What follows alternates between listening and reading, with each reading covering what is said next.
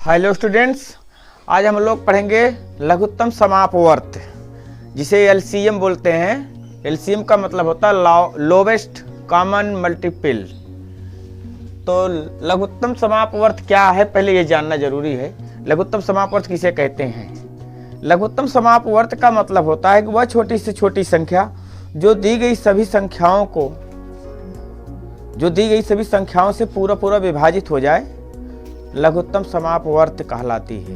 वह छोटी से छोटी संख्या जो दी गई सभी संख्याओं से विभाजित हो जाए, उसे लघुत्तम समापवर्त कहते हैं। जिसे मान लीजिए 3 है और 4 है, यानी दो संख्या दी गई 3 और 4। जो संख्या 3 और 4 दोनों से कट जाए और सबसे छोटी हो, वही होगी 3 और 4 की लघुत्तम समापवर्त। जैसे 12 है, 12 से छोटी संख्या 10 दोनों से नहीं कटेगी, 8 इससे कटेगी, इससे नहीं कटेगी, 9 इससे कटेगी, इससे नहीं कटेगी। मतलब 12 ही एक ऐसी संख्या है जो कि सबसे छोटी है, 3 और 4 दोनों से कट रही। इसका मतलब 3 और 4 का लघुत्तम क्या होगा? 12 होगा। तो आज हम लघुत्तम पर चर्चा करेंगे, जिसमें से लघुत्तम की कई विधियां होती हैं। हम उन विधियों पर चर्चा करेंगे कि कैसे कैसे हम लघुत्तम निकालते हैं। तो सबसे पहले लघुत्तम निकालने की जो विधि है, पहली विधि, उसका नाम है समापवर्त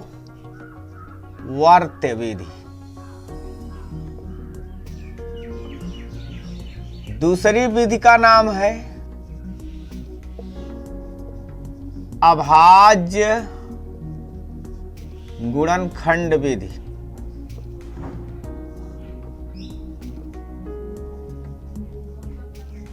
तीसरी विधि का नाम है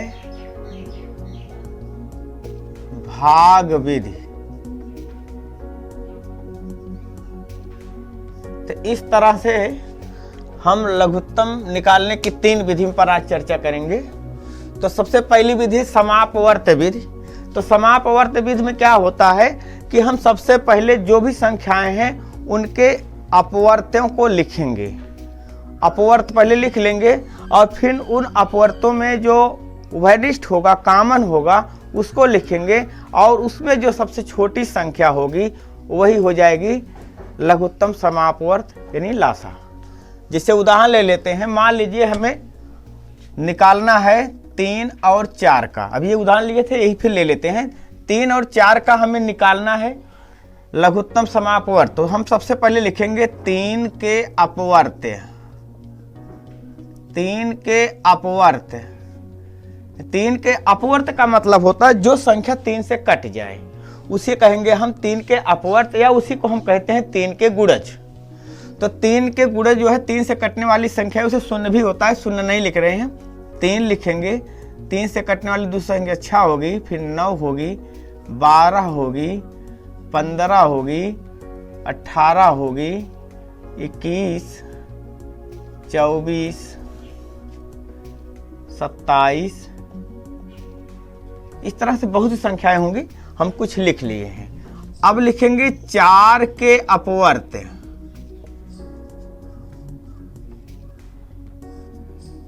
जिसमें से पहले 4 लिख रहे हैं, 4 के बाद 8 होगा, 12 होगा, 16 होगा, 20, 24, 28, 32। इस तरह से बहुत सी संख्याएं होंगी।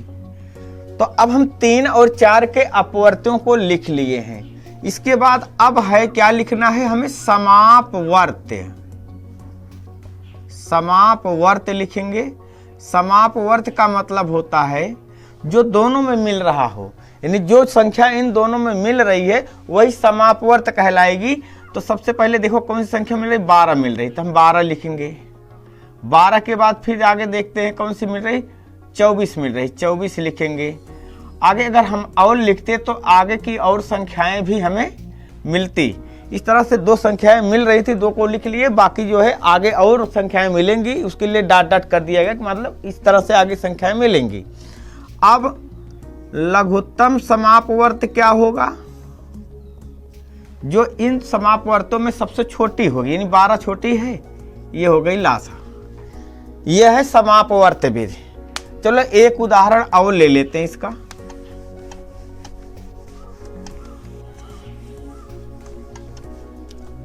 मान लीजिए दिया गया है 6 और 12। 6 और 12 का हमें निकालना है लासा, तो हम लिखेंगे 6 के अपवर्त।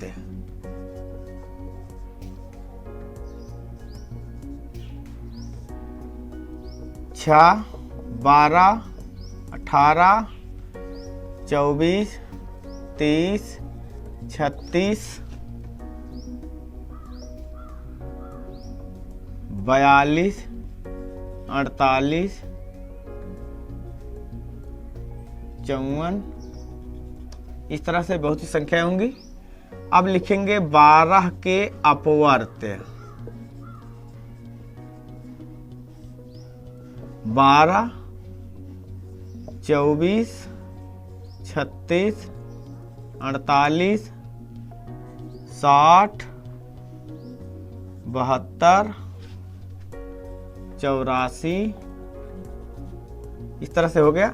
अब समापवर्त में जो दोनों में मिल रहा होगा, समापवर्त में 12 मिल रहा, 12 लिख देते हैं। फिर 24 मिल रहा, इसको लिख दिए।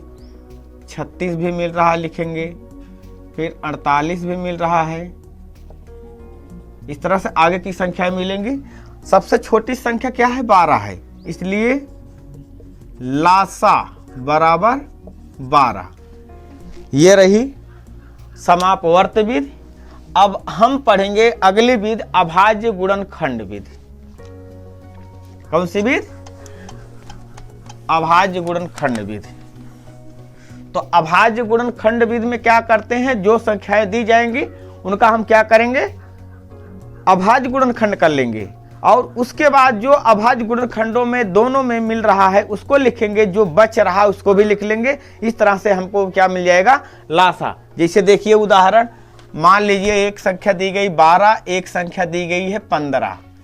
12 और 15 का हमें निकालना क्या है, लासा, लघुत्तम निकालना है। तो हम 12 का गुणनखंड काटेंगे, अभाज्य गुणनखंड। 2 छंग 12, 2 तिहाई 6, 3 एक 3।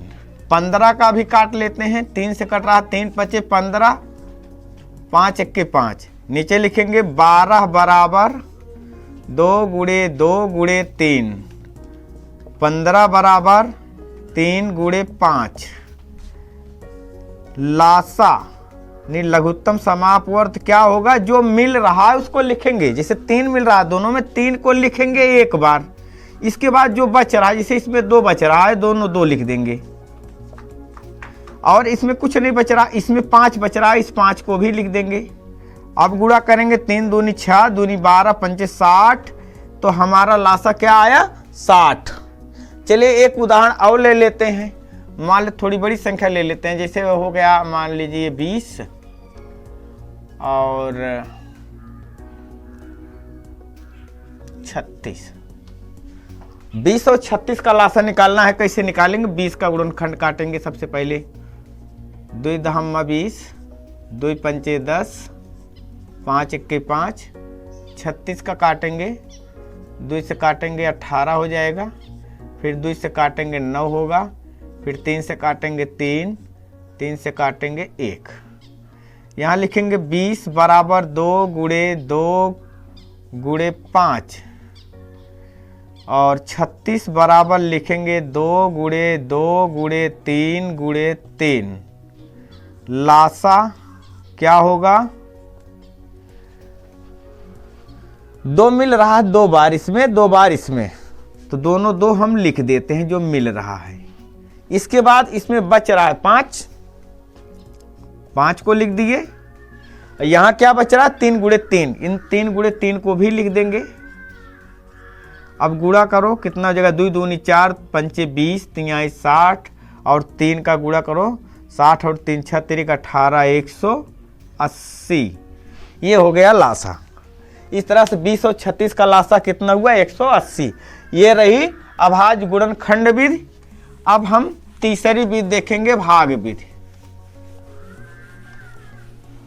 भाग विधि जो है वो भी अभाज्य गुणनखंड विधि की तरह है, लेकिन थोड़ा सा अंतर है। अभाज्य गुणनखंड में हम जितनी संख्याएं सबका अलग अलग अभाज्य गुणनखंड काटते हैं, फिर उसमें ढूंढते हैं। लेकिन भाग विधि में वही काम करेंगे, अभाज्य गुणनखंड ही काटेंगे, लेकिन एक साथ में काटते हैं, उसका नाम है भाग विधि।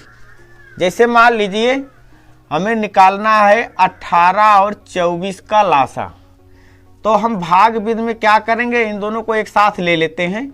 2 से काट रहे हैं, 2 9 18, 2 से काटेंगे, इस पे 12 बार जाएगा, बीच में कामा लगा है लगा देंगे। फिर 2 से ये कट रहा तो काट देंगे, ये नहीं कट रहा है उसको उतारेंगे, और 2 6 12। अभी ये नहीं कट रहा है, फिर ये कट रहा, फिर 2 से काट देंगे, 9 इसको उतार लेंगे, और 2 3 6। अब 2 से कोई नहीं कटेगा, अब 2 से काटना बंद कर देंगे, 3 से काटेंगे, 3 से 3 त्रिका 9, 3 1 3, फिर 3 से ये कटरा काटेंगे, 3 1 3, इसको एक उतार लेंगे। जब तक दोनों यानी एक ना आया तब तो इसे काटते रहेंगे, और उसके बाद जितनी ये बगल में संख्याएं आई इनको आपस में गुणा कर लेंगे, हमारा लासा आ जाएगा। लासा बराबर 2 गुणे 2 गुणे 2, 3 बार 2 था और 2 बार 3 था, 3 गुणे 3, 2 दूनी 4, दूनी 8, त्रिक 24 गुणे 3 करेंगे 72 हो जाएगा लासा। ये है भाग विधि। इसका एक उदाहरण और ले लेते हैं जिसमें लगभग 3 संख्याएं 4 संख्याएं हो जाएंगी। मान लीजिए 10 ले लेते हैं, 20 ले लेते हैं, 30 ले लेते हैं और 40 ले लेते हैं। सबका एक साथ गुणनखंड काटेंगे, 2 पंचे 10, 2 दहम 20, 15 बार जाएगा, इसमें 20 बार जाएगा। अब फिर 2 से काटेंगे, 5 उतार लेंगे क्योंकि ये नहीं कट रहा है, इसमें 5 बार गया, इसमें नहीं जा रहा बार तो इसको भी उतार लेंगे, यहाँ पर 10 बार गया। फिर 2 से काटेंगे, 5 उतर गया, ये भी 5 उतर गया, ये 15 उतर गया और यहाँ 5 बार गया। अब इसके बाद चाहे 3 से काट सकते हैं क्योंकि 15 कट रहा 3 से, नहीं तो 5 से काट देते हैं पहले। 5 1 5, 5 1 5, 5 3 15, 5 1 5। अब सारा एक हो गया, केवल यही एक बचा है, तो यहाँ 3 से एक बार फिर काट देते हैं, 1 1 1 1, सब एक एक हो गया, कट गया। अब लासा निकालना है तो लासा कितना होगा, 2 गुणे 2 गुणे 2, 3 बार 2 है, 1 बार 5 है और 1 बार 3 है। 2 दूनी 4, दूनी 8, पंचे 40, 40 में 3 से गुणा करेंगे, 40 3 120। इस तरह 10 20 30 40 का लासा कितना आ गया, 120। और ये रही तीनों विधियां। इस तरह से आप लोग जो है सवाल लगाने का प्रयास करेंगे और तीनों विधियों को एक बार देखेंगे। अगर नहीं समझ में आता तो कमेंट बॉक्स में ज़रूर बताइएगा, हम इसको फिर से बताएंगे। वीडियो कैसा लगा कमेंट में ज़रूर बताएं। वीडियो को ज़्यादा से ज़्यादा लाइक करें, शेयर करें